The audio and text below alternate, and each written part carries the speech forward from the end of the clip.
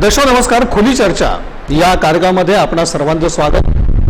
कोरोनामुळे आपण पाहतो की एक भयानक अशी परिस्थिती आपल्या समोर आहे आणि प्रत्येक क्षेत्रामध्ये कोरोनाचा हा परिणाम आपल्याला दिसून होतोय. आणि सगळ्यात जास्त जर कुठलं क्षेत्र प्रभावित झालं असेल तर ते शिक्षण क्षेत्र. आजच्या घडीला शाळा कधी चालू होणार याच्या कल्पना कोणाला नाही आहेत.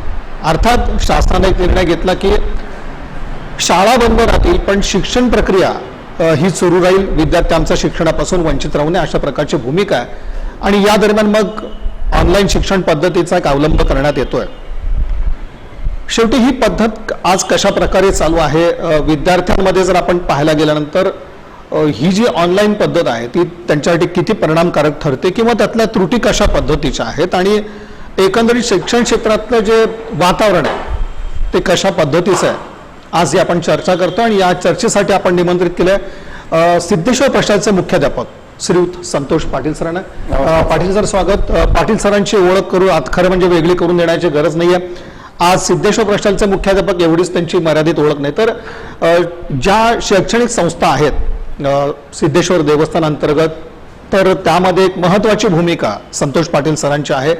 त्याचप्रमाणे विविध व्याख्यानं जी आहेत जी शिक्षणासंदर्भात सोलापूर शहर जिल्ह्यात पार पडतात तर त्यामधून बरंचसं मार्गदर्शन आजवर संतोष पाटील सरांनी केलेलं आहे. त्याचप्रमाणे विपुल असं लेखन ज्याला आपण म्हणू तर ते लेखन शैक्षणिक क्षेत्रासंदर्भात पाटील सरांचं आहे. त्याचप्रमाणे आकाशवाणी असेल किंवा अन्य माध्यमं यातून संतोष पाटील सरांचं एक सविस्तर असा संवाद प्रत्येक वेळेला होत असतो. आणि मग याच अनुषंगानं आज ही सगळी परिस्थिती कशा पद्धतीची आहे ती पाटील सरांकडून जाणून घ्यायचे.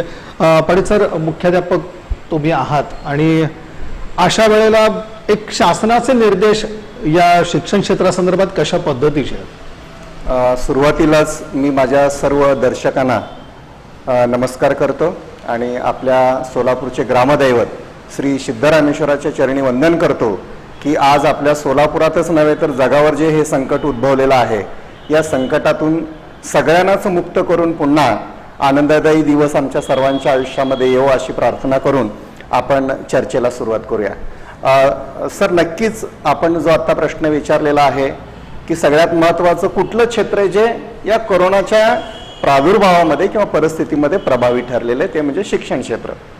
याचं कारण असं आहे की मुळातच प्रत्येक पालकाला आपलं मूल हे प्रिय आहे, प्रत्येक शाळेला आपला विद्यार्थी प्रिय आहे आणि यामुळं आपल्या मुलाचं आपल्या विद्यार्थ्यांचं कुठल्याही प्रकारचं शैक्षणिक नुकसान होऊ नये आणि एक भारताची आदर्श पिढी शाळेतून निर्माण होते, पालकांच्या संस्कारातून निर्माण होते, त्याला कुठेही खंड पडू नये म्हणून आज या क्षेत्रामध्ये सर्व बाजूने विचार होत असताना दिसून येतो.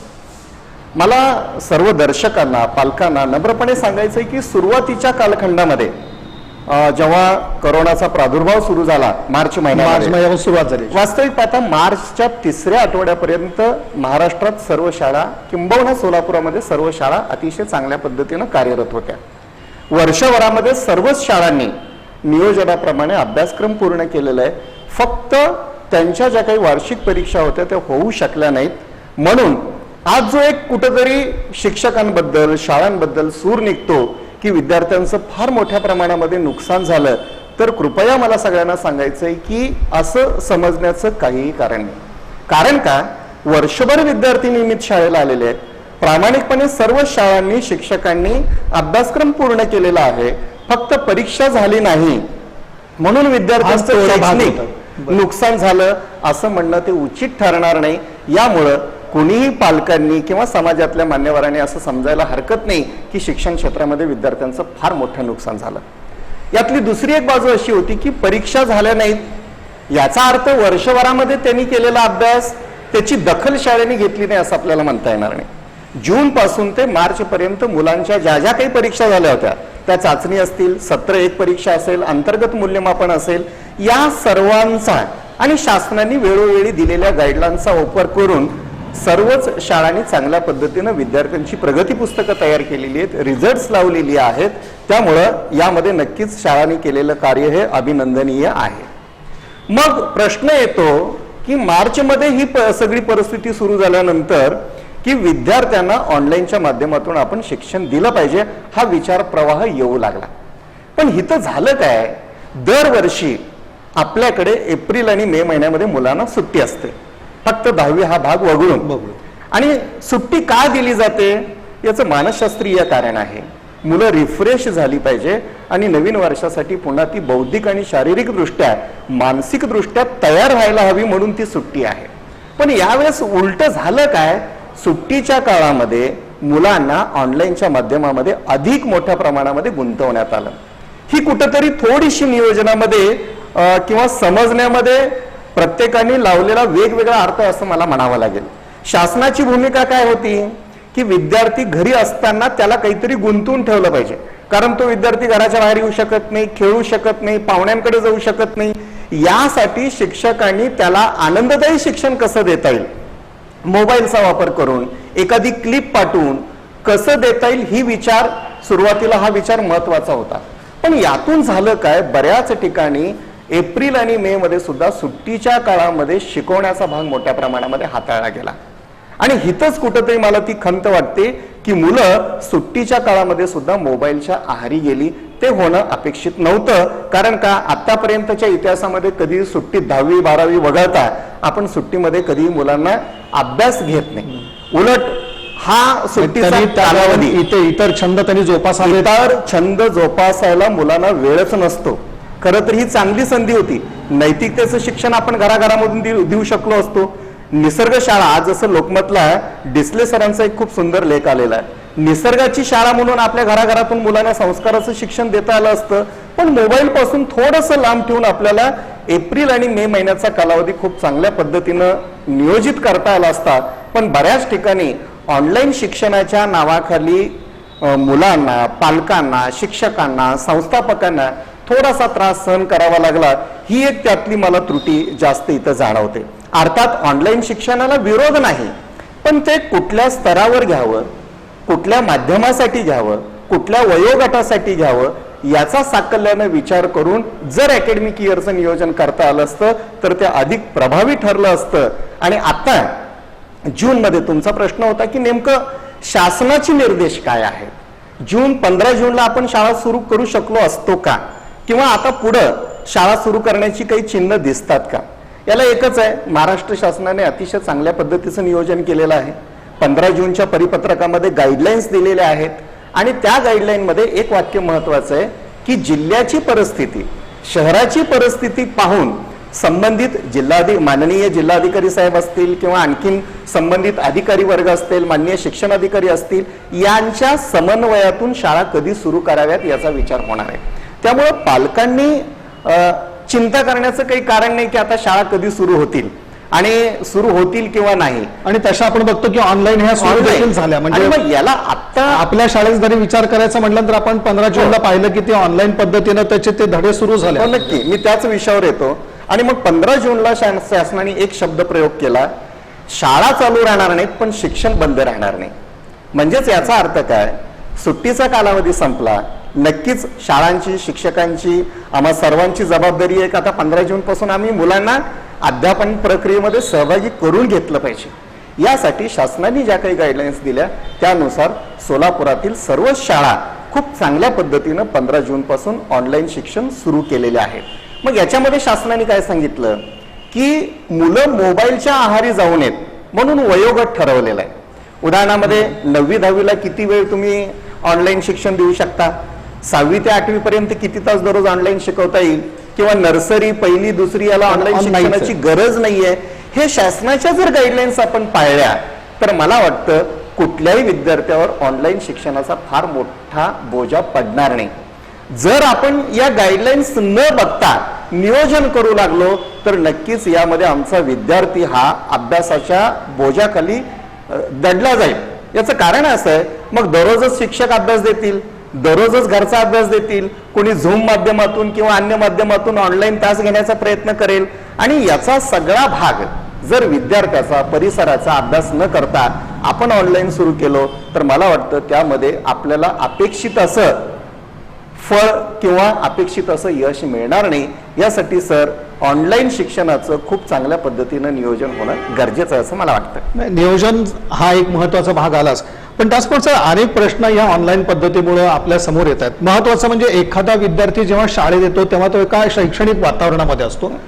तो जर विद्यार्थी घरी असेल आणि आपण म्हणतो की ती ऑनलाईन पद्धत आहे आणि तुम्ही तिथून आता एक मुख्याध्यापक असतील, सर्व शिक्षक असतील, ते तर ज्ञानदानाचं कार्य करतातच आहेत, पण हा जो विद्यार्थी तो शैक्षणिक वातावरणात राहील का, हा एक महत्वाचा भाग आहे. कारण घरचं वातावरण शैक्षणिक वातावरण नसतं. तो मोबाईल घेईल, अशा वेळेला घरातली लोक काही स्वतःच्या कामात असतील, तिथं त्याचं लक्ष विचलित होणार आहे. तर तो त्या वातावरणामध्ये येईल का, महत्वाचा हाच एक भाग तुम्हाला विचारायचा. ऑनलाईन शिक्षणाचा हा मूलभूत प्रश्न तुम्ही विचारलेला आहे सर. यातून मला इथं असं सांगावंसं वाटेल, वास्तविक पाहता ऑनलाईन शिक्षण हे एक पूरक म्हणून त्याला मानलं जावं. ऑनलाईन शिक्षण म्हणजे सर्वस्व शिक्षण हे माध्यमिक स्तरापर्यंत आपल्याला त्याला मांडता येणार नाही. फक्त खंड पडू नये ही भूमिका ऑनलाईनच्या माध्यमातून आपण पूर्ण करू शकतो. जसं एखादा शिक्षक वर्गामध्ये शिकवत असताना एखाद्या शैक्षणिक साधनांचा उपयोग करतो, तशाच प्रकारे ऑनलाईन शिक्षणाकडे पाहावं. ऑनलाईन शिक्षण म्हणजे साध्य असं कुणीही त्याला मानू नये. याचं कारण असं आहे, परकीय देशामध्ये जी भौतिक साधनं उपलब्ध आहेत तशी आपल्या देशामध्ये किंवा महाराष्ट्रामध्ये किंवा काही शहरामध्ये सर्वच शाळांमध्ये ऑनलाईनसाठी लागणारी भौतिक सुविधा उपलब्ध नाहीत. किंबहुना पालकांच्या घरामध्ये सुद्धा तशा प्रकारच्या सुविधा उपलब्ध नाही. म्हणजे एकाकडे तो अँड्रॉइड मोबाईल नसूही शकतो. आता उदाहरणामध्ये महाराष्ट्राने सर्वे केला. या सर्वेमध्ये फक्त 28% लोकांकडे अँड्रॉइड मोबाईल आहे. मग मला सांगा, बाकीच्या विद्यार्थ्यांना ऑनलाईन शिक्षण मिळतं आणि 28% जर फक्त विद्यार्थ्यांना ऑनलाईन शिक्षण मिळत असेल तर किती मोठा वर्ग हा वंचित राहतो. मग आम्ही पुन्हा शिक्षणामध्ये दरी निर्माण करणार आहोत का? मी 72% वंचित राहील, त्यातून 72% हा वर्ग वंचित राहील. त्यांच्या मनामध्ये काय दडपण येईल, माझी परिस्थिती नाही म्हणून मला हे शिक्षण घेता येत नाहीये का, किंवा माझी भौगोलिक स्थिती चांगली नाही म्हणून मला हे शिक्षण घेता येत नाही. मग विशिष्ट वर्गाला हे शिक्षण मिळतं, मी त्यापासून वंचित राहतो. यातून विद्यार्थ्याच्या मनामध्ये शिक्षण क्षेत्राबद्दल एक वेगळ्या प्रकारची विषमता किंवा नकारात्मक भावना निर्माण होऊ शकते. त्यामुळं आपल्याला ऑनलाईन शिक्षणाचं खूप चांगल्या पद्धतीनं नियोजन करणं गरजेचं आहे असं मला वाटतं. यासाठी एक आहे, आता आपल्याला विद्यार्थ्यांना तर वंचित ठेवायचं नाही.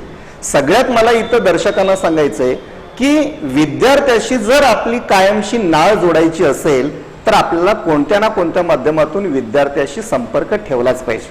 आज विद्यार्थी शाळेत येऊ शकत नाही. तुमचा प्रश्न होता की शाळेमध्ये येऊन घेतलं जाणारं शिक्षण आणि ऑनलाईन शिक्षणामध्ये फरक आहे. तो त्या वातावरणात येऊ शकतो. फार मोठा फरक आहे. जिवंतपणाचं लक्षण म्हणून विद्यार्थी शाळेमध्ये येऊ शकतो आणि ऑनलाईन माध्यमातून फक्त कृत्रिम शिक्षण त्याच्यापर्यंत पोहोचू शकतं.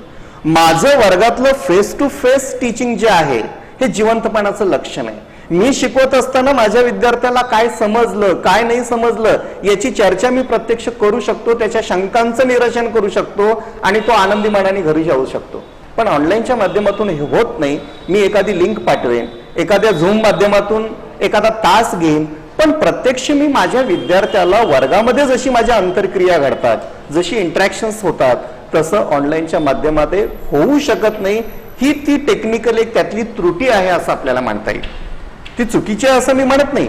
अद्याप तेवढं विकसित तंत्र आपल्याकडे नसल्यामुळं विद्यार्थ्यांनी शाळेत येणं, शाळेच्या वातावरणामध्ये शिकणं, याला कुठलीही आपण तुलना इतर गोष्टीची करू शकत नाही. खास करून माध्यमिक शाळांपर्यंत. उच्च शिक्षणामध्ये विद्यार्थी मॅच्युअर्ड असतात, मोबाईल चांगल्या पद्धतीनं हाताळता येतो, चांगल्या प्रकारचं टेक्नॉलॉजी त्यांना वापरता येत असते. त्यामुळं विद्यापीठ स्तरावर, महाविद्यालयीन स्तरावर ऑनलाईन शिक्षणाला चांगला प्रकारचा प्रतिसाद मिळू शकतो. पण तेवढा प्रतिसाद मला वाटतं सर माध्यमिक स्तरांमध्ये ते मिळू शकत नाही. सर, यावर आणखीन एक महत्त्वाचा प्रश्न असा आहे की प्रत्येक शिक्षक, मुख्याध्यापक या संस्था चालकांचे प्रत्येकाचे प्रयत्न आहेतच की शिक्षणामध्ये कुठलाही खंड पडू नये किंवा विद्यार्थी आपल्यापासून थोडासा दुरावू नये. ही सगळी भूमिका आहे. पण जी काही ऑनलाईन पद्धत म्हणा किंवा आत्ताची जी सगळी परिस्थिती आपल्यासमोर उद्भवलेली आहे, एक तुमच्यासमोर आव्हान कशा पद्धतीचं आहे आत्ताच्या परिस्थितीमध्ये, ज्याला एक आव्हान म्हणावं आपण, की यातनं आपण शिक्षण ज्ञानदानाचं काम करतोच आहोत, पण एक चॅलेंज असा आहे की जे अपेक्षित आपल्याला आहे ते घडत नाही, अशी कुठं परिस्थिती आहे का? नक्की सर, आव्हान तर शिक्षण क्षेत्राने ते स्वीकारलंच पाहिजे.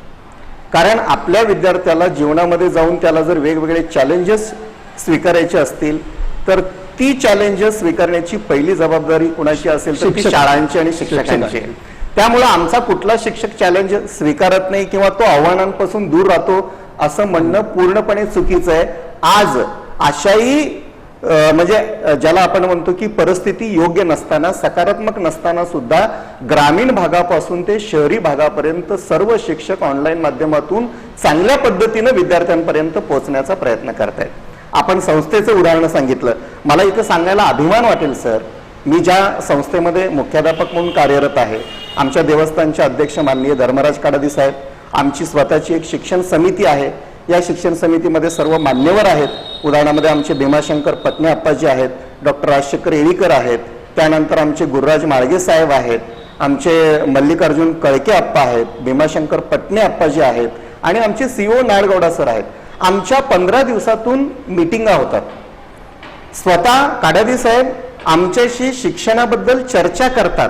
म्हणजे तुम्ही जे म्हणताय विद्यार्थ्याच्या शिक्षणामध्ये खंड पडू नये याची तळमळ संस्थापकापासून ते शिक्षकांपर्यंत, अगदी एखाद्या सेवकांपर्यंत आपल्याकडे आहे. ही खूप जमेची बाजू आहे. आणि मग आम्ही काय ठरवलं की आमच्या सन्माननीय अध्यक्ष माननीय धर्मराज काडादी साहेबांच्या मार्गदर्शनातून, शिक्षण समितीच्या मार्गदर्शनातून ऑनलाईन शिक्षण कसं देता येईल याचा एक नियोजन आराखडा तयार केला. आणि ऑनलाईन शिक्षण देत असताना विद्यार्थ्याची सामाजिक स्थिती, त्याची मानसिक स्थिती, त्याची कौटुंबिक स्थिती काय असेल, माझ्या शाळेतल्या विद्यार्थ्यांची, तो अभ्यास तयार करून त्या सगळ्या गोष्टीचा विचार करून प्रत्येक शाळेने आपलं एक वेगळं मॉडेल बनवलेलं आहे. एक आहे, मला आणखीन एक इथं सगळ्यांना नम्रपणे सांगायचंय, एका शाळेची तुलना दुसऱ्या शाळेबरोबर आपल्याला करता येणार नाही. उदाहरणामध्ये वेगवेगळ्या माध्यमांच्या शाळा आहेत. उदाहरणामध्ये सीबीएसई पासून ते आयबी पर्यंत वेगवेगळ्या बोर्डाच्या शाळा आहेत. आपल्या महाराष्ट्र मंडळाचं पुणे बोर्डाची शाळा आहे, कन्नड माध्यमाच्या शाळा आहेत, उर्दू माध्यमाच्या शाळा आहेत. प्रत्येक शाळेमध्ये येणारा विद्यार्थी वर्ग हा वेगळा आहे. त्यामुळे एक प्रकारचं मॉडेल आपण शहराला, शाळेला लागू करू शकत नाही. त्यामुळे याच्यात आमच्यासारखं जसं आम्ही केलं तसं प्रत्येक शाळेने केलेलं आहे.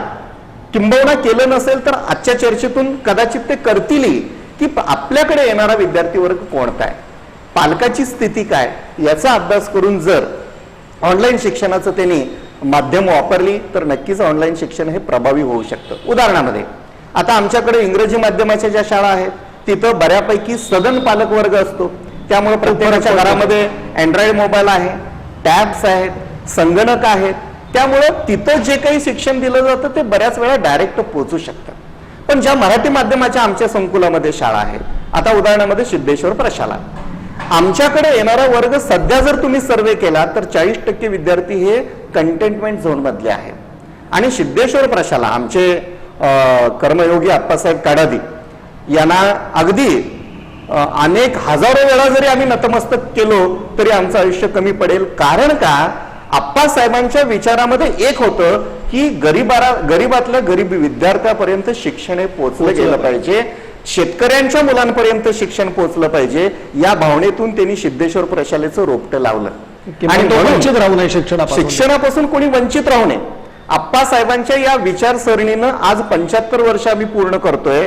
आणि या 75 वर्षामध्ये शाळेने काय दिलं तर शेतकऱ्यांच्या घरापर्यंत शिक्षण पोहोचवलं, सर्वसामान्य मुलांच्या घरापर्यंत शिक्षण पोहोचवलं. त्यामुळे या शाळेमध्ये येणारा वर्ग हा अतिशय सामान्य परिस्थितीतून येतो.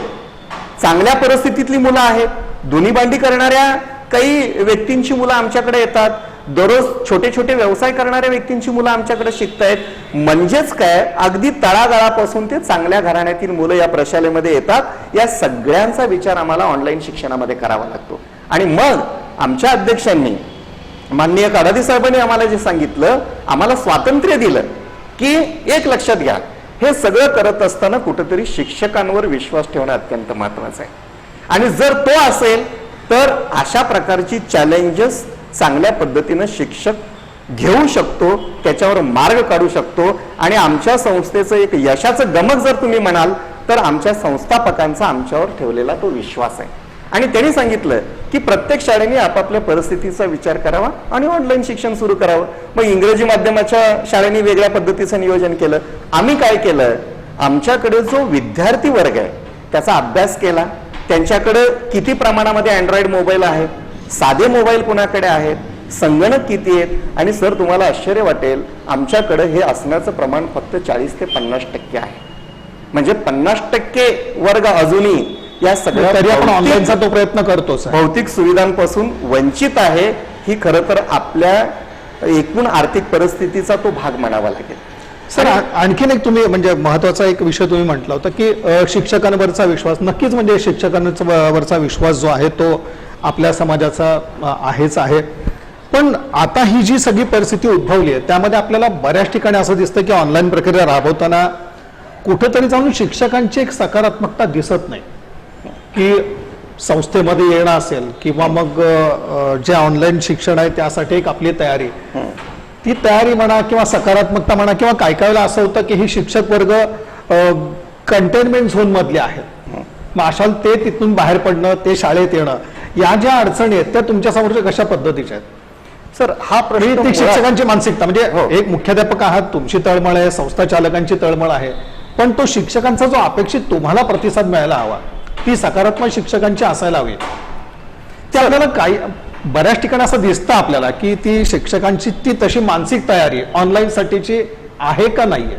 याचं कारण असं आहे सर, मला एक सांगा, याचं जर सर्वे करून आपण एकूण आकडा काढला की एकूण शिक्षकापैकी नकारात्मक शिक्षक किंवा त्यांची भूमिका, तर मी म्हणेन, अगदी ठामपणे सांगतो, गेली अनेक वर्ष मी शिक्षण क्षेत्रामध्ये काम करतोय, की अगदी याचं नकारात्मक विचार करणारी जी शिक्षकांचा एक गट आहे तो अगदी निग्लिजिबल आहे.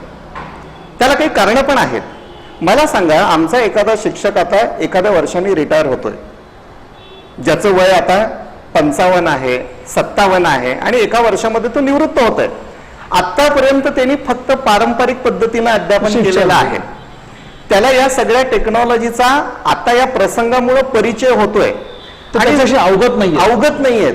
मग त्याला ते येत नाही याचा अर्थ तो नकारात्मक भूमिका घेतोय असं म्हणण्याचं कारण नाही. आपण अशाही शिक्षकाला, जे चांगल्या प्रकारचे ट्रेंड शिक्षक आहेत, त्याच्या सानिध्यामध्ये त्याला आणलं पाहिजे, त्या प्रवाहामध्ये त्याला आणलं पाहिजे. इतर शिक्षक जर ऑनलाईनचं 75% काम करत असतील तर त्याची सुरुवात 5% सुरुवात होणं गरजेचं आहे. त्यामुळं आपण जे एक चर्चा करतो किंवा आपल्याला असं वाटतं की काही शिक्षकांमध्ये ही नकारात्मक भूमिका आहे का, तर मला वाटतं याचं प्रमाण फक्त 5% असू शकतं. आणि त्याचं कारण असं आहे की मी गेली 25 वर्ष पारंपरिक पद्धतीनं शिकवतोय आणि मला मोबाईलचा मनावा तसा वापर करता येत नाही, आणि आता तो शिकणं आणि ऑनलाईन या प्रवाहामध्ये येणं मला कठीण वाटतं. म्हणून कदाचित ती त्याची मानसिकता असू शकते. याचा अर्थ तो या प्रवाहापासून लांब आहे असं आपल्याला म्हणता येत नाही. दुसरा जो प्रश्न होता तो कंटेनमेंट झोन मधला. खरं तर एखादा शिक्षक कंटेनमेंट झोनमध्ये असेल तर मला एक सांगा सर, आपलंच जर कुटुंब एखादं कंटेनमेंट झोनमध्ये असलं, बाधित क्षेत्रामध्ये असलं, तर आपल्या घरामध्ये खरोखरच चांगली मानसिकता असू शकते का? नाही. कारण का, सध्या प्रत्येकाला आपलं कुटुंब, आपलं शहर, आपलं राज्य, आपला देश, आपलं जग आणि स्वतःचा जीव तुम्ही म्हणल्यासारखं वाचवणं महत्वाचं आहे. त्यामुळे एखाद्या बाधित क्षेत्रामध्ये एखादा शिक्षक राहत असेल आणि त्याची मानसिकता नसेल तर ती मानसिकता हळूहळू त्याची बदलायला हवी. त्यासाठी शाळेनं, मुख्याध्यापकानं प्रयत्न करणं गरजेचं आहे. आणि मला 100% खात्री आहे की सर, असं एखाद्या पद्धतीनं जर केलं तर तो शिक्षक नक्कीच सकारात्मक होऊ शकतो. फक्त आपण आग्रह कुठं धरू नये, त्यांनी आलंच पाहिजे, त्यांनी त्या पद्धतीनं काम केलंच पाहिजे. कारण मुद्दा असा आला बोलता बोलता, म्हणजे ही सगळी चर्चा होती, आपल्या समोर काही उदाहरणं घडली अशी. हो, पेमेंट घेण्यासाठी तो शिक्षक घरातून बाहेर पडतोय, बँकेपर्यंत जातोय, पेमेंट घेतोय, पण जेव्हा शिकवण्याची म्हणून वेळ येते तर तेव्हा मात्र मग ते कुठेतरी मागे पुढे सरकायचं. आणि आपण म्हटल्यासारखं की स्वतःचा जीव किंवा कुटुंब, अशा एका वातावरणामध्ये ही जी भूमिका आहे, पेमेंट काही उदाहरणं आपल्या समोर आहेत ना, आली असतील.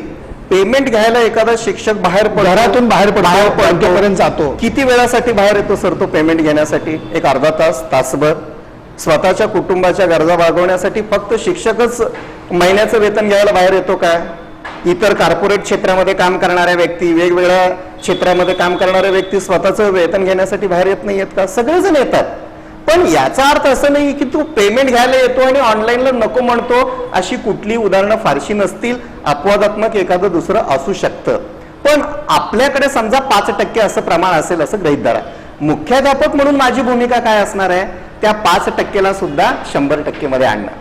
त्या व्यक्तीला जो काही भाग वाटतो, त्याची मानसिकता जी बदलली आहे, त्या प्रक्रियेमध्ये आणणं हे माझं कर्तव्य आहे आणि त्याला सकारात्मककडे आणणं माझं कर्तव्य आहे आणि आपण मुख्याध्यापक म्हणून हे करू शकतो असं मला वाटतं. त्यामुळं शिक्षकांवर विश्वास हा असलाच पाहिजे, त्याशिवाय एवढी पिढी घडली नसती.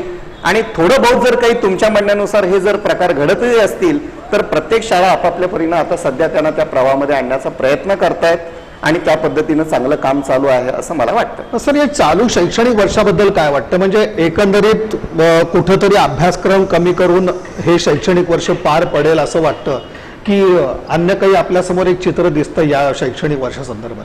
कसं असेल चित्र? कारण मला असं वाटतं की साधारणपणे दिवाळीनंतरच काहीतरी शैक्षणिक क्षेत्राची गाडी रुळावर येईल असं एक साधारणपणे आपल्याला दृश्य दिसतं. याच्यावर थोडीशी तुम्ही म्हणता त्याप्रमाणे मागच्या वर्षी शैक्षणिक नुकसान नाही झालं, फक्त केवळ परीक्षा नाही झाल्या. याबद्दल थोडीशी मी पार्श्वभूमी सांगेन सर. वास्तविक पाहता जोपर्यंत ठराविक दिलेलं पुस्तक संपवणं म्हणजे माझं शैक्षणिक वर्ष पूर्ण करणं ही संकल्पना वेगवेगळ्या मान्यवरांच्या, पालकांच्या, समाजातील व्यक्तींच्या डोक्यातून जात नाही तोपर्यंत हाच विचार येणार शैक्षणिक नुकसान कशाला म्हणायचं नेमकं.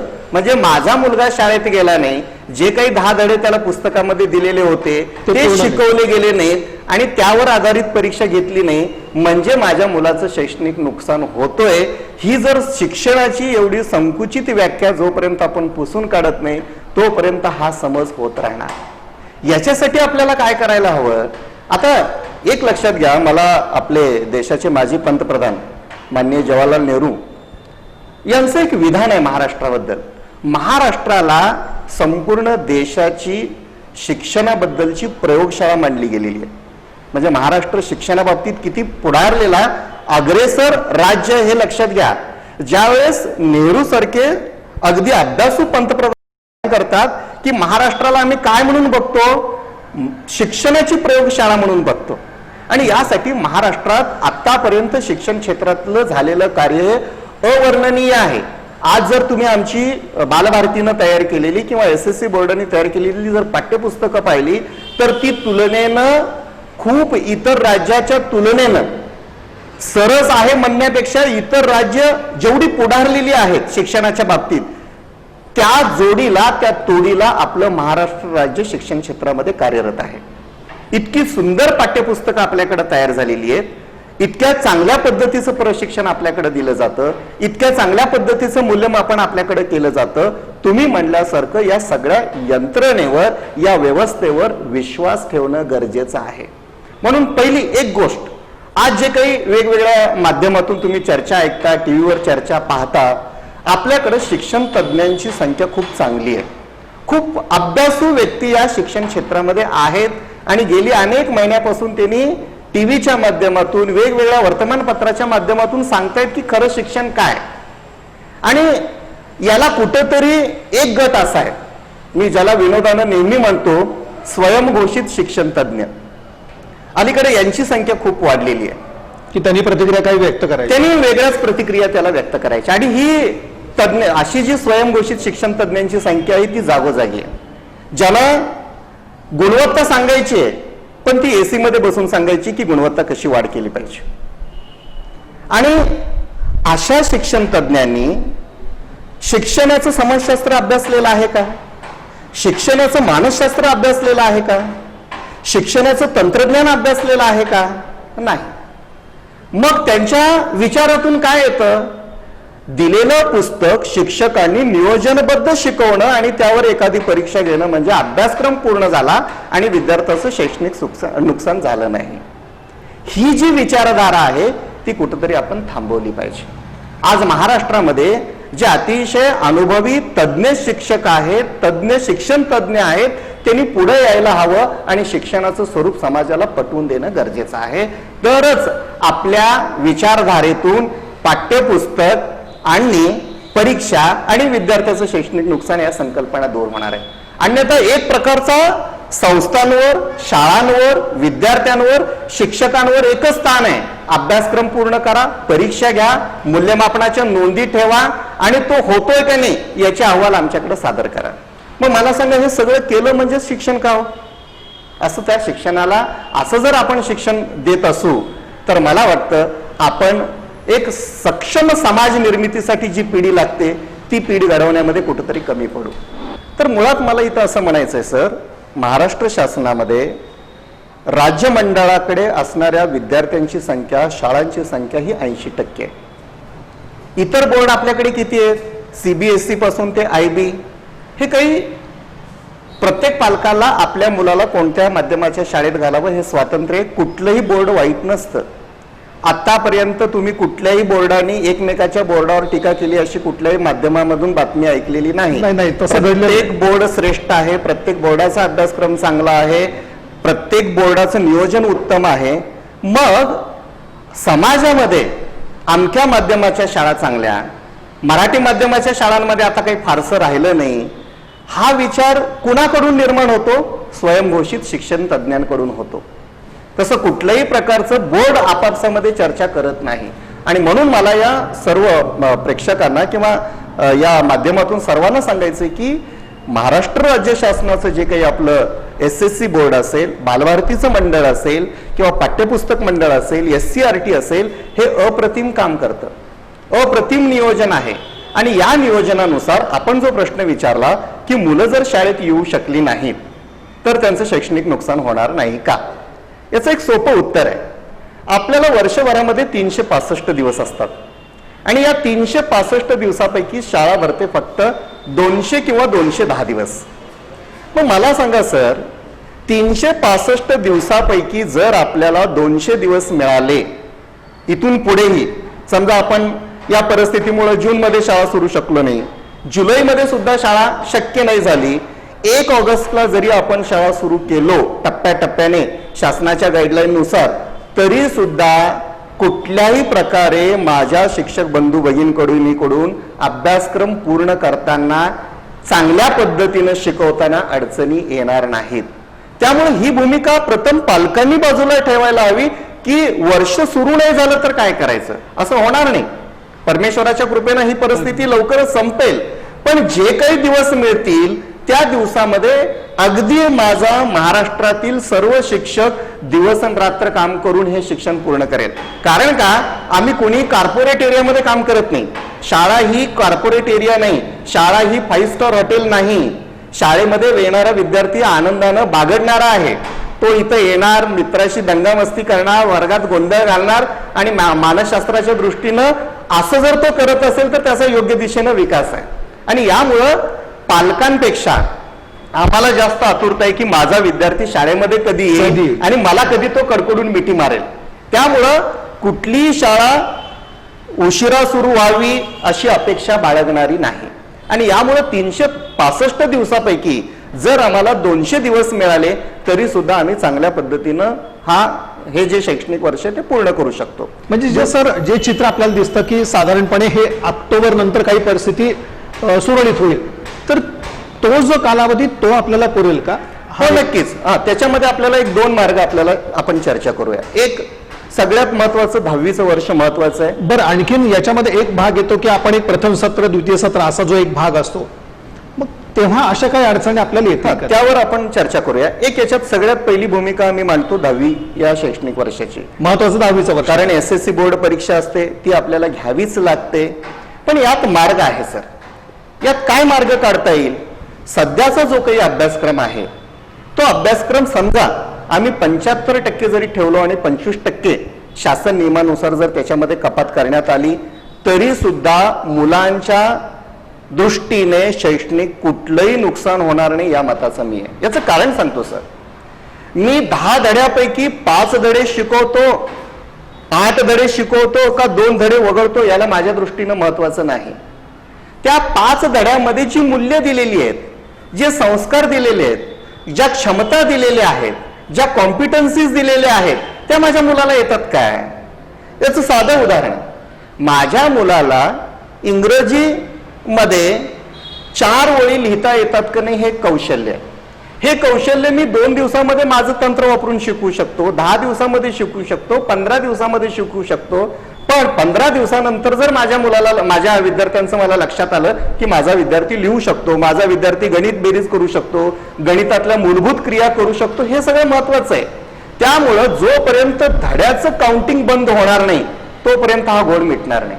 त्यामुळे शासनाने खूप चांगलं नियोजन केलेलं आहे की आपण काल परवा पेपरमध्ये आपण वाचला असाल, अभ्यासक्रमाला कात्री लावणं म्हणजे फक्त त्यात त्यांनी नियोजन काय केलं की काही धडे स्वयंअध्ययनासाठी असतील, सेल्फ स्टडी साठी असतील, काही धडे प्रत्यक्ष वर्गामध्ये शिकवण्यासाठी असतील, काही धडे ऑनलाईनच्या माध्यमातून घेता येण्यासारखे असतील.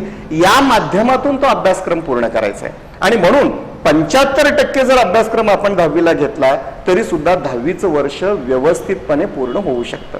त्यामुळे टप्प्याटप्प्याने शासनाने सांगितलंय, सुरुवातीला आपण 9वी 10वीच्या शाळा सुरू करून बघूया, काय अडचणी येतात त्यावर आपण मात करू आणि पुढे जाऊ आणि मग खालच्या वर्गाकडे घेऊया. आता खालच्या वर्गाचं कसं आहे सर, 1ली पासून ते 8वी पर्यंत आपण RTE प्रमाणे बरोबर कुठल्याही विद्यार्थ्याला अनुत्तीर्ण करत नाही किंवा त्याच वर्गामध्ये ठेवत नाही. याचा अर्थ असा की जो काही ठरवून दिलेला अभ्यासक्रम आहे तो अभ्यासक्रम विद्यार्थ्याकडनं व्यवस्थितपणे शिकवून पूर्ण करून घ्यायचा. तो जर झाला तर वर्षभरामध्ये जे काही अंतर्गत मूल्यमापन आहे, फक्त परीक्षा आता राहिली नाही. पूर्वी जसं आपल्याकडे सामायिक वार्षिक परीक्षा झाली की त्याचा ॲव्हरेज काढून आपण विद्यार्थ्यांना पास करत होतो. आता 1ली ते 8वी मध्ये काय झालेलं आहे सर, त्या इयत्तेनुसार 50% पेक्षा जास्त भाग हा अंतर्गत मूल्यमापनाचा आहे. उदाहरणामध्ये जर 1ली ते 4थी पाहिलं तर आपण 60-70% प्रमाणे अंतर्गत मूल्यमापन घेतो आणि 5वी ते 8वी पर्यंत जसजसं आपण वर जातो तसं अंतर्गत मूल्यमापनाचं प्रमाण कमी येतं. पण सर्वसाधारणपणे आपण मानूया 50% अंतर्गत मूल्यमापन आहे. आणि हे अंतर्गत मूल्यमापन याचा अर्थ काय, दैनंदिन त्याचं मूल्यमापन करायचंय वर्षभर, फक्त एका परीक्षेच्या माध्यमातून नव्हे. आणि यामुळं जेव्हा शाळा सुरू होतील तेव्हा आपण आकारिक मूल्यमापनाच्या माध्यमातून शिक्षक त्याचं मूल्यमापन करतील. भले एखादी सत्र परीक्षा होऊ शकली नाही, आपल्याला डायरेक्ट वार्षिक परीक्षा जरी घ्यावी लागली तरी सुद्धा यामध्ये तिळमात्र विद्यार्थ्यांचं कुठलंही नुकसान होणार नाही. त्याचं जे आकलन आहे ते आपल्या समोर येणारच आहे. फक्त माझी विनंती एवढीच आहे की अभ्यासक्रम कमी केल्यानं, धडे कमी केल्यानं विद्यार्थ्यांचं नुकसान होणार असं जर मानणारा वर्ग असेल तर तो चुकीचा आहे. दिलेल्या अभ्यासक्रमातून तो काय शिकला, काय शिकला नाही याचं जर मूल्यमापन झालं तर ते शैक्षणिक वर्ष यशस्वी झालं असं मी म्हणेन. सर, आत्ताच आपण उल्लेख केला की काही म्हणजे वर्ग सुरू करण्यासंदर्भात, आणि आत्ताच आपल्याला दिसतंय की जुलै महिन्यापासून 9वी 10वी हे सर्व शाळांनी सुरू करावे असे काही निर्देश आहेत. हे शक्य आहे असं आत्ता वाटतं का, किंवा या संदर्भात एक तुमचं नियोजन कसं आहे की 9वी 10वीचे वर्ग सुरू होते? कारण 10वीचे तर ऑनलाईन झालेत आणि आपण 9वीचा जरी विचार केला तर सगळी ऑनलाईन प्रक्रिया सुरूच आहे. पण ह्या विद्यार्थ्यांनी शाळेत यावं.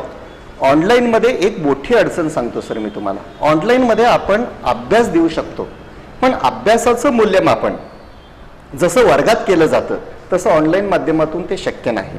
ते करणार तरी कसं? उदाहरणामध्ये जर मी म्हणालो विद्यार्थ्यांना हा घरचा अभ्यास दिलेला आहे, तो केलाय का नाही तुम्ही मला फोन करून सांगा, विद्यार्थी हो म्हणतील. काही विद्यार्थी व्हॉट्सअपवर फोटो काढून दाखवतील. ज्यांच्याकडं अशा प्रकारच्या सुविधा नाही त्यांना आम्ही व्हॉट्सअपच्या माध्यमातून अभ्यास कसा द्यायचा?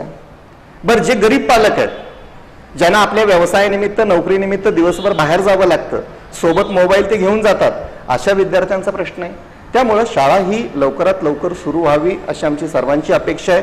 पण तुम्ही जो म्हणालात की शाळा खरं तर 1 जुलैपासून सुरू करणार असं निर्देश होते, पण आपलं महाराष्ट्र शासन असेल किंवा आपले सगळे सोलापुरातील सर्व मान्यवर अधिकारी असतील, कुणालाही अशा प्रकारचा एक कॉन्क्रीट निर्णय घेता येत नाही.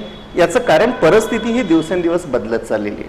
काल जरी मी एक विधान केलं असेल की बाबा आपण शाळा जुलैमध्ये सुरू करू, पण आजची परिस्थिती वेगळी.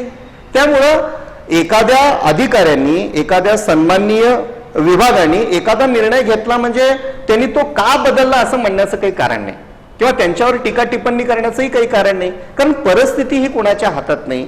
आता आपण 15 दिवसापूर्वी म्हणजे 15 जूनला जे परिपत्रक आलं होतं त्यामध्ये असं म्हणलं गेलं की बाबा आपण जुलैमध्ये शक्यतो पहिल्या आठवड्यात 9वी 10वीचे वर्ग सुरू करण्याचा प्रयत्न करू.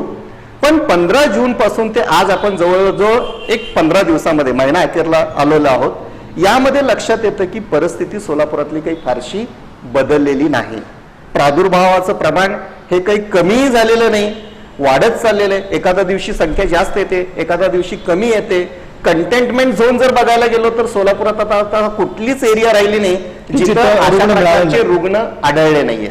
मग मला सांगा, अशा परिस्थितीमध्ये आपण सुरुवातीला म्हणालो जुलैमध्ये सुरू करणार होतो आणि आता म्हणत नाही, हे कुणाकडे आपल्याला बोट दाखवता येणार नाही. कारण याचं असं आहे, माझा मुलगा म्हणजे माझा विद्यार्थी आणि त्याची जीवित सुरक्षितता हे माझ्यासाठी पहिलं प्राधान्य आहे. त्यामुळे सध्या तरी मला असं वाटतं की जुलैच्या पहिल्या आठवड्यामध्ये 9वी-10वीचे वर्ग जे सुरू होणार होते त्याबद्दल आत्ता तरी आपल्याला काही फारसं सांगता येणार नाही. पण परिस्थिती जर आटोक्यात आली तर आमच्या संस्थेनं ABC असं एक प्लॅन तयार केलेला आहे. आम्ही माननीय धर्मराज काडादी साहेबांच्या नियोजनातून मार्गदर्शनातून ABC प्लॅन तयार केलाय. यामध्ये आम्ही काय केलंय सर, ए मध्ये शाळा 3 दिवस पहिल्या टप्प्यामध्ये एका वर्गातल्या निम्म्या विद्यार्थ्यांना बोलवायचं. सोमवार, मंगळवार, बुधवार 50% विद्यार्थी बोलवायचे अल्टरनेट डेज आणि राहिलेल्या दिवसामध्ये अल्टरनेट डेज बोलवायचं, कारण मोठ्या शाळेसमोरच्या वेगळ्या अडचणी आहेत. हा ए प्लॅन मध्ये आम्ही सांगितलं. बी प्लॅन मध्ये आम्ही काय विचार करतोय, 5वी ते 7वी सकाळ सत्रामध्ये भरवायची आणि 8वी ते 10वी दुपार सत्रामध्ये पुन्हा अल्टरनेट डेज प्रमाणे भरवायचं. पण सी वर आम्ही काय विचार करतोय, हे आम्ही 15 जून पूर्वी तयार करून ठेवलं होतं. सी मध्ये आम्ही असं म्हणणं मांडलं होतं की 9वी-10वी सुरुवातीला प्रायोगिक तत्वावर आपण शाळेमध्ये मुलांना बोलवूया. एकंदरीत त्यांची मानसिक स्थिती काय आहे, त्यांच्या घरातलं वातावरण त्यांना पोषक आहे का. पण हे कधीपासून बोलवायचं, हे जोपर्यंत जिल्ह्याचे सन्माननीय शिक्षणाधिकारी आम्हाला आदेश देत नाहीत तोपर्यंत आम्ही विद्यार्थ्यांना शाळेत बोलवण्याचं धाडस करू शकत नाही. आपण वर्तमानपत्रामध्ये वाचलं असेल, 1-2 शहरामध्ये अशा प्रकारच्या 10वीच्या शाळा सुरू करण्यात आल्या, पण आपत्ती व्यवस्थापन कायद्याखाली त्यांच्यावर काही कायदेशीर कारवाई सुद्धा करण्यात आलेली आहे. याचं कारण असं आहे सर, आपण जर बहुसंख्येने विद्यार्थी इथं बोलवलो, उदाहरणामध्ये माझ्या शाळेमध्ये 1,500 विद्यार्थी आहेत, या 1,500 विद्यार्थ्यांपैकी मी 50% जरी विद्यार्थ्यांना बोलवलो तरी 750-800 विद्यार्थी आले सर. माझा 60चा स्टाफ आहे, तो आला. मग या सगळ्या विद्यार्थ्यांना मी फिजिकल डिस्टन्स, सोशल डिस्टन्स हा शब्द वापरणं आता संयुक्त नाही, फिजिकल डिस्टन्सनं मी शाळा चालवू शकेन काय. बरं, माझ्या संस्थेनं सगळ्या भौतिक सुविधा मला आता पुरवलेल्या आहेत. अगदी टेम्परेचर कंट्रोलचं यंत्र, सॅनिटायझेशन, वर्ग स्वच्छता संस्थेनं सगळं आम्हाला करून दिलेलं आहे. पण प्रॅक्टिकली हे शक्य आहे का. त्यामुळे संस्थेनं एक विचार केला, आपण शासनाच्या गाईडलाईन्स प्रमाणे शाळा चालवू. आणि ते मलाही योग्य वाटतं, कारण सर कुठल्याही विद्यार्थ्याच्या जीवाशी खेळण्याचा अधिकार कोणालाही नाही. त्यामुळे शाळा कधी सुरू होतील, विद्यार्थ्यांचं शैक्षणिक नुकसान होणार का, तर पालकांना मी इथं नम्रपणे सांगेन, शैक्षणिक नुकसान कुठलीही शाळा होऊ देणार नाही. पण शाळा कधी सुरू होणार हा फारसा गोंधळ न करून घेता आपल्या सोलापुरातली परिस्थिती, आपल्या परिसरातली परिस्थिती याचा विचार करूया आणि त्यानंतर आपण शाळा कधी सुरू होणार याची वाट बघूया. याचं एक साधं उदाहरण आहे सर, सध्या आम्ही पुस्तकं वाटप करतोय. ज्या दिवशी आम्ही 100 पालकांना बोलवतो त्या दिवशी फक्त 20 ते 25 पालक आपल्याकडे पुस्तक न्यायला येत आहेत.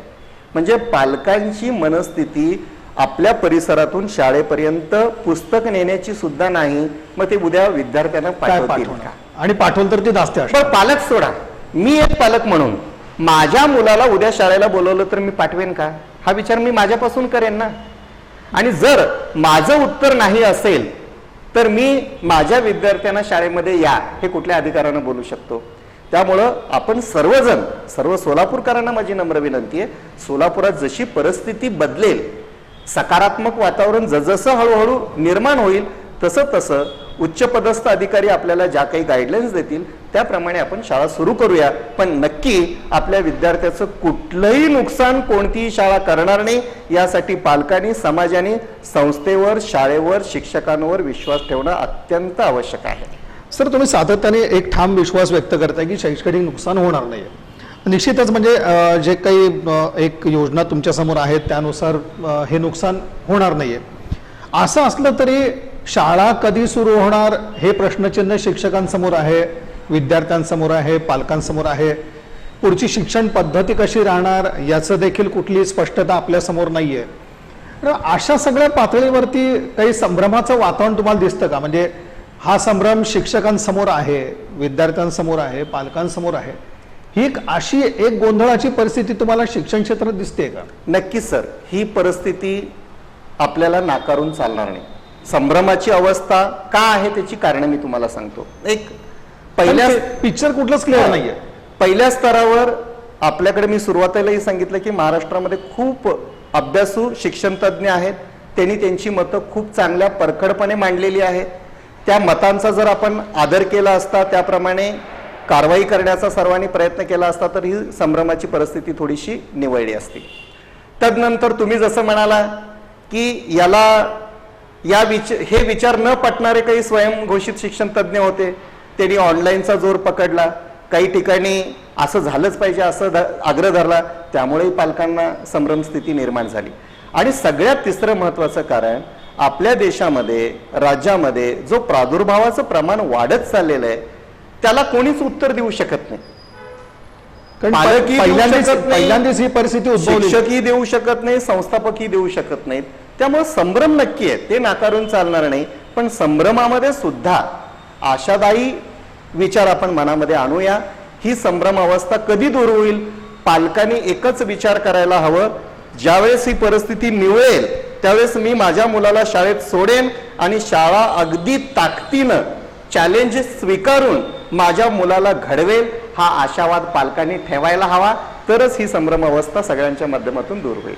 नक्कीच हे कोरोनाचं जे संकट आहे ते अगदी पहिल्यांदाच सगळ्यांसमोर उद्भवलेलं आहे आणि त्यातून प्रत्येक क्षेत्र आपण बघितलं की कशा प्रकारे प्रभावित झालं आणि त्यामध्ये शिक्षण क्षेत्र मोठ्या प्रमाणे आपल्याला दिसून येतं की इथं तर एक प्रश्नचिन्हच निर्माण झालंय. तरी देखील अशाही परिस्थितीमध्ये संतोष पाटील सरांनी सांगितल्याप्रमाणे शैक्षणिक संस्था असतील, मुख्याध्यापक, शिक्षक हे सगळं आव्हान पेलतायत आणि आपला विद्यार्थी हा शिक्षणापासून वंचित राहू नये, शिक्षणात त्याचा खंड पडू नये यासाठी पूर्ण ताकदीनं प्रयत्न करत आहेत. आणि पाटील सरांच्या सांगण्यानुसार मनामध्ये जी प्रत्येकाच्या भीती आहे की विद्यार्थ्यांचं जे शैक्षणिक नुकसान होईल त्याचं काय, तर अशा प्रकारचं कुठलंही शैक्षणिक नुकसान होणार नाही. जी काही तंत्र किंवा जी परिस्थितीनुरूप काही निर्णय घेतले जातील आणि विद्यार्थ्यांचा जो शैक्षणिक वर्षातला जो महत्त्वाचा सगळा शिक्षणाचा भाग आहे तो पूर्णपणे पार पाडला जाईल, पूर्ण ताकदीनिशी पार पाडला जाईल. तेव्हा प्रत्येकाने मनामध्ये असा कुठला संदेह ठेवू नये की शैक्षणिक नुकसान होईल. बाकी जे आव्हान आहे ते आहेच आणि त्यातून हे सगळे शिक्षक आणि जे मुख्याध्यापक, संस्थाचालक हे निश्चितच मार्ग काढतील अशा प्रकारचा विश्वास संतोष पाटील सरांनी व्यक्त केला. आणि सगळ्यात महत्त्वाची अपेक्षा त्यांनी पालकवर्गाकडून व्यक्त केलेली आहे की जी परिस्थिती आपल्यासमोर त्यातून आपण बाहेर पडत असताना पालकांचं मोठं सहकार्य यामध्ये लाभणार आहे आणि शैक्षणिक कार्य करताना या सगळ्या सहकार्यातूनच पुढचा मार्ग निघणार आहे.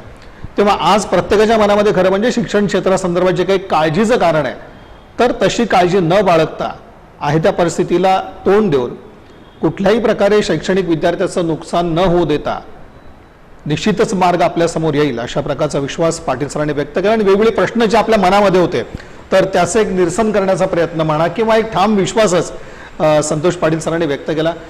खरं म्हणजे ह्या सगळ्या शैक्षणिक कार्यामध्ये पाटील सरांनी आज वेळ काढला आणि सविस्तर वेळ देऊन एक विवेचन आपलं मांडलं.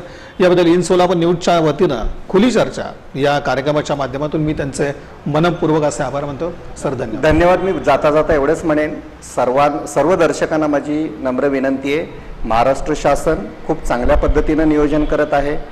जिल्हा स्तरावर अधिकारी वर्गाकडून उत्तम नियोजन आहे. संस्थापक, शाळा, शिक्षक, मुख्याध्यापक खूप चांगल्या पद्धतीनं नियोजन करतायत आणि प्रत्येकाला आपल्या विद्यार्थ्याची काळजी आहे. त्यामुळं अशा वातावरणामध्ये समाजामध्ये सकारात्मक, नकारात्मक ही प्रतिक्रिया येणार. प्रत्येकाला आपलं विचार मांडण्याचं स्वातंत्र्य आहे. कोणी सकारात्मक विचार मांडतील, कोणी नकारात्मक विचार मांडतील, पण ते सगळं बाजूला ठेवून जे चांगलं आहे ते घेऊया आणि पुढे जाऊया. आजच्या चर्चेमध्ये जी मी मतं मांडली ती माझी वैयक्तिक मतं आहेत आणि त्याप्रमाणे आपण एक चांगलं नवीन शैक्षणिक वर्ष लवकरात लवकर आपल्याला सुरू करता येईल अशी प्रार्थना करतो आणि पुन्हा एकदा इन चॅनलला धन्यवाद देतो. नमस्कार सर.